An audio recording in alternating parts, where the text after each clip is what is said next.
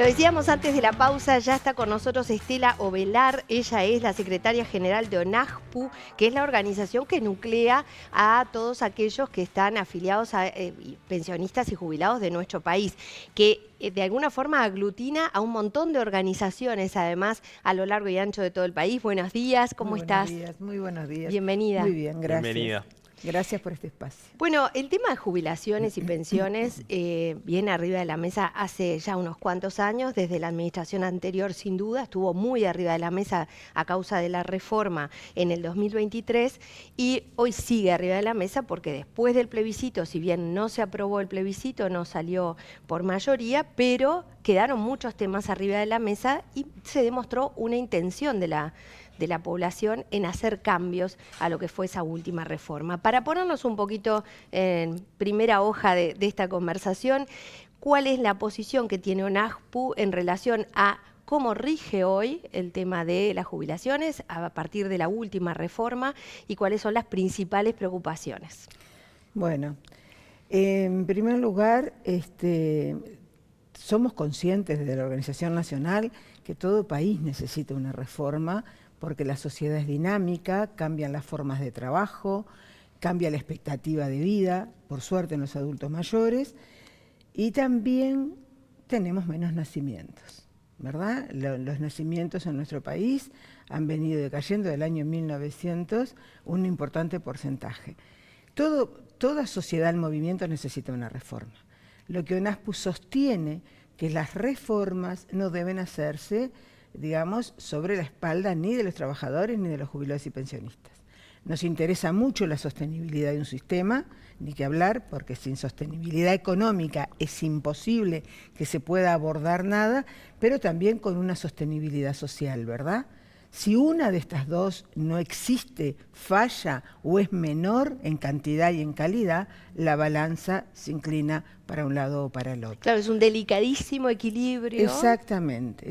Que mantenerlo puede implica toma de decisiones y a veces hay que ganar en un lado, perder en el otro, pero hay que intentar que por lo pronto los derechos estén asegurados. Por ejemplo, se habló mucho y se sigue hablando de la jubilación mínima. Hasta el 2020, ese 3% que se daba a modo de adelanto cada mes de julio, después no se descontaba en enero, en el ajuste de enero quedaba ese 3% más el que diera el gobierno. ¿Qué significó esto? Que hoy tenemos las jubilaciones mínimas en 20.056 pesos. Si no fuera así, alrededor de 10.000 pesos, 10.500 estaríamos. Pero el quinquenio pasado, a partir del 2021, ese 3% con el ajuste de enero no se tenía en cuenta, se descontaba. Ha hecho que de alguna manera esa forma progresiva de ir teniendo, digamos, un poquito más en su ingreso se vio frenado, deteriorado. Pero además tenemos que tener claro que ese dinero no tan voluminoso, porque con 20.000 pesos, 22, 25, hoy es difícil vivir en el Uruguay, pero ese mercado es un mercado interno también que se mueve. El jubilado y pensionista se mueve en la farmacia, en la feria, en el supermercado, es un mercado interno. Sí, por algo ha surgido un concepto como el de la Silver Economy, que de alguna forma la economía plateada lo que hace es identificar cómo las personas mayores generan una serie de oportunidades de trabajo, de negocio, de empleo para las personas más jóvenes y en actividad. O sea, si habrá por ahí un mercado que en otros países se explota mucho. ¿Sabes qué? Va de la mano, nosotros siempre decimos, y no es contraponer niños y viejos, por favor. Eso es bien importante. Vamos me gustaría que profundices un poquito, porque obviamente se habla de la pobreza en las personas mayores versus en las infancias, y obviamente saltan a la vista los datos de ahí habría como algo que está descompensado. Pero ¿cómo hacemos para que nadie pierda sus derechos? A ver, nos preocupa y nos ocupa la ONAJPU mucho la pobreza infantil, más el aumento que hubo en estos últimos tiempos de la pobreza infantil.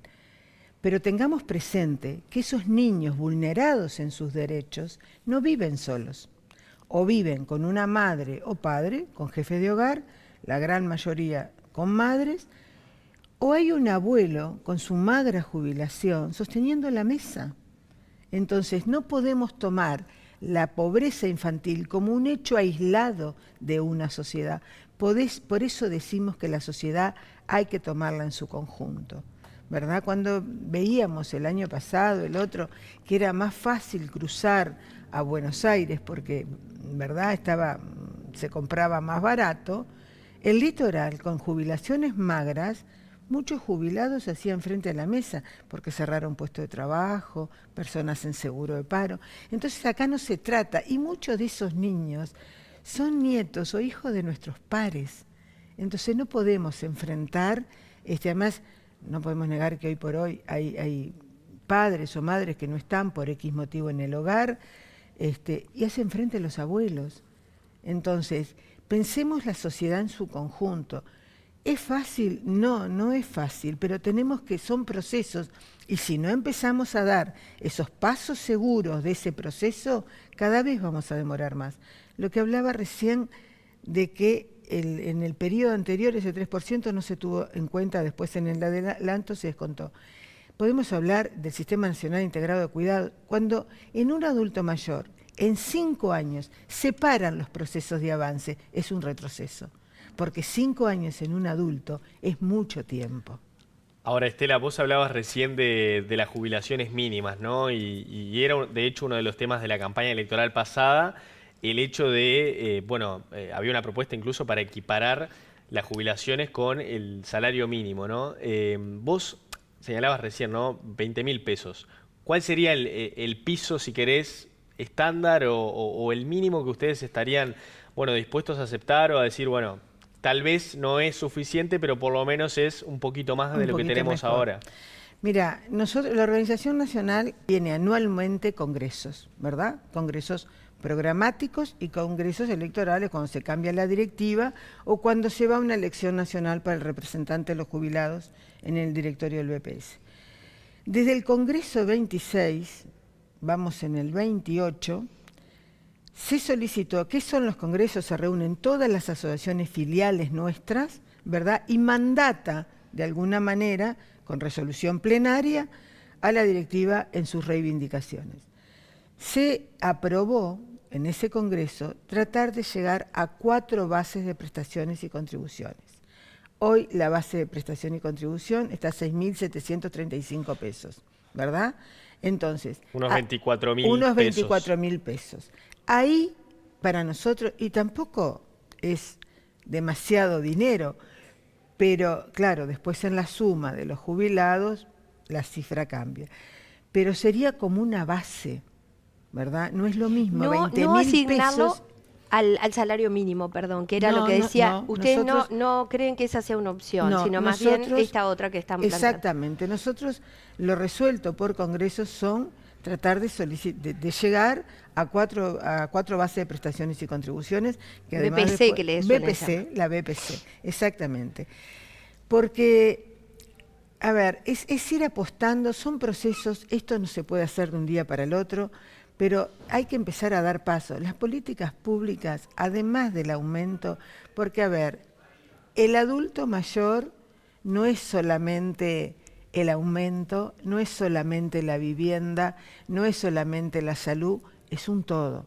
Entonces debemos de empezar a tener las políticas públicas sin retroceder, sin detenerla, más allá de los gobiernos de turno, arriba de la mesa. ONASPU no somos un partido político y hemos reclamado desde hace 33 años que estamos en el país, hemos reclamado desde que se fundó, ¿verdad? Sí, a todos los partidos que han gobernado. Sí, sí. Esto me parece interesante porque obviamente saca del medio aquella discusión de que si estaba ligado al salario mínimo interprofesional, al salario mínimo nacional, podía condicionar los aumentos salariales. O sea que esto lo dejaría de forma independiente. En cuanto al tema edad y el tema AFAPS, ¿qué es lo que ustedes opinan? Bueno, en cuanto al tema edad, sabemos que hay un envejecimiento poblacional, vivimos más, ¿verdad? Y ahí vamos a la sostenibilidad del sistema. Hoy aproximadamente la mayoría se jubilan a los 63 años de edad. ¿No habrá alguna forma más de invitar de alguna manera a que se trabaje un poco más con una mejor tasa de reemplazo? La tasa de reemplazo es lo que suma después los aportes, ¿verdad?, con los años de trabajo. Esto sería como premiar de alguna forma mejorando esa jubilación. Mejorando. Si yo me quedo más tiempo, un poco lo que hace la AFAP también, ¿no? Es, si estamos más tiempo, es como que va mejorando el Ahora, ratio de retorno. Nosotros desde la ley 16.713, que venimos hablando de una seguridad social sin AFAP, solidaria, sin lucro y sin AFAP. Y eso se mantiene.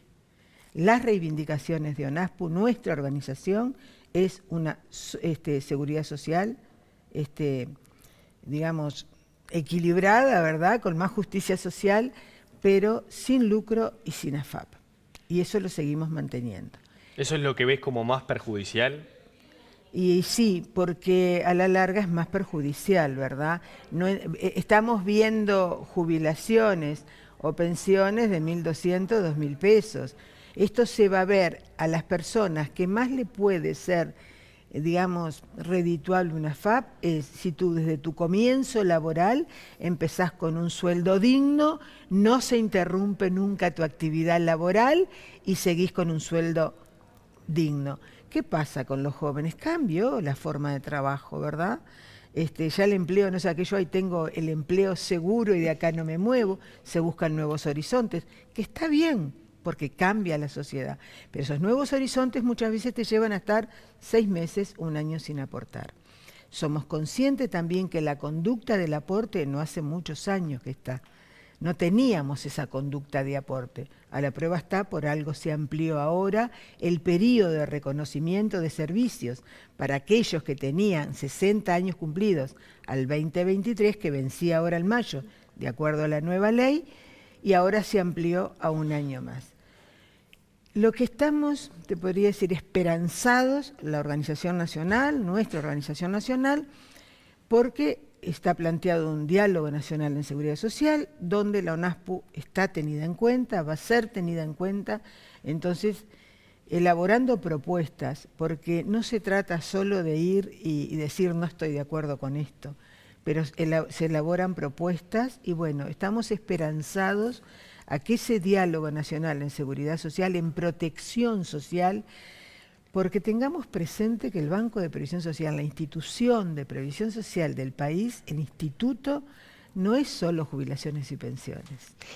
A eso queríamos ir. Por ejemplo, hay algunas preocupaciones en coberturas de tipo social, como las pesquisas oftalmológicas, que ustedes han planteado que allí hay dificultades para aquellos jubilados y pensionistas que no tienen mutualista. Por ejemplo, comentanos cuál es la situación y qué debería estar sucediendo. Nosotros, desde que se inició ese convenio bilateral, ¿verdad?, Cuba-Uruguay, las pesquisas oftalmológicas se hacían en todo el país, principalmente en las asociaciones de jubilados filiales de ONASPU, y se pesquisaban todos los jubilados, digamos, que cobraban hasta cierto número. Hoy son 10 bases de prestaciones y contribuciones, o sea, hasta 65.760 pesos. Desde el periodo pasado, el quinquenio pasado, se nos permite pesquisar solamente los que tienen cobertura mutual privada. Quiere decir que los de ACE no podían ser pesquisados. Hay un cuello de botella, se tenían que anotar por una página. Todos sabemos que bienvenida a las páginas y el avance tecnológico, pero a los adultos mayores todavía hay cosas que nos cuestan. Claro, Sí. Va muy rápida la tecnología a la capacidad de aprender. Entonces, viajamos a todo el interior y vemos que ha quedado gente de ACE en espera, mucha gente de ACE. Pero además, el Banco de Previsión Social ponía el coche y el chofer.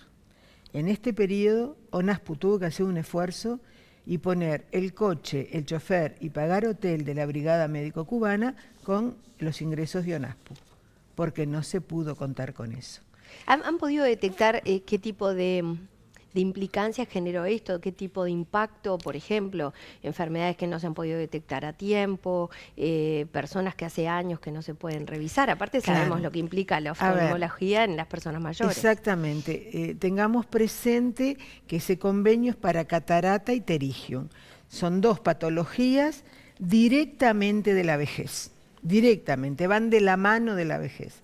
Entonces, en un país cada vez más envejecido, Por suerte también hay avances en medicina y hace que vivamos más, pero tenemos que ver de qué manera. Entonces, ha quedado gente realmente de ACE, lo vemos cuando estamos inscribiendo en las asociaciones de jubilados. Se nos acercan usuarios de ACE a decir, a ver, que si tienen que seguir esperando. Las esperas hay que empezar a limitarlas, y esto en todo el espectro de salud. Este tema nunca pudimos tener una entrevista con el director del Hospital de Ojos cuando antes del 2020 se programaban las pesquisas oftalmológicas con BPS y el Hospital IONASPU. Y con el expresidente Luis Lacalle Pou tampoco tuvieron diálogo. Nunca nos recibió.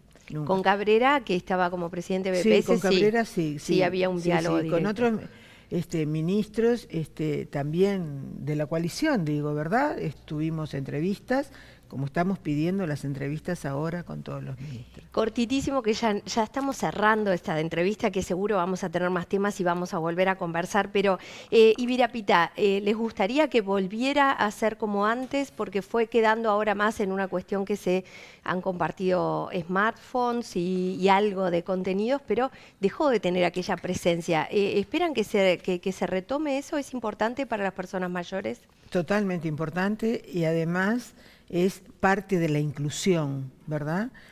Para estar incluido en una sociedad, como decía recién, el avance tecnológico está, y los adultos mayores si no quedan de lado. Se ha notado mucho el cambio de la tablet a los teléfonos inteligentes. ¿Para bien? No. ¿O para mal? Claro, vamos perdiendo, digamos, el tacto, ¿verdad? Cada vez estamos más torpes. Es menos inclusivo. La vista es menos inclusivo. Para el perfil, digamos, del destinatario. Exactamente. Tiene menos luz. Para leer un libro es más dificultoso. Entonces, pero estamos dispuestos a sentarnos a conversar, lo mismo que en vivienda, en soluciones habitacionales. Estamos dispuestos a sentarnos a conversar. ¿Qué es lo mejor para la gente? No es que ONASPU se cierra acá rapidito y en soluciones habitacionales. Tenemos 6.500 personas en espera. No hubo llamado de licitación a construcción en el quinquenio pasado. Este quinquenio no va a poder construir, porque entre la demora del llamado a licitación y la adjudicación pasan 4 o 5 años. Quizá haya otras formas. El subsidio alquiler no dio los resultados que se esperaba. Por eso también digo la importancia de la participación que ustedes han marcado de actores sociales, Estela, y bueno, de estas instancias también. Así que digo, exactamente. En cualquier momento vamos a tener que convocarte de nuevo para profundizar aún más en esto. Cómo no, a las órdenes, y bueno, muchas gracias. Te agradecemos a ti por haber estado aquí, y sin duda nos quedan un montón de temas, porque el tiempo pasa volando, y en estas edades se nota más. Así que si será importante dar esa prioridad a quienes han construido lo que tenemos hoy. Y es calidad de vida para nuestra gente y derechos. Y derechos. No podemos perder. Muy bien. Estela Ovelar, muchísimas gracias por haber estado. A ustedes.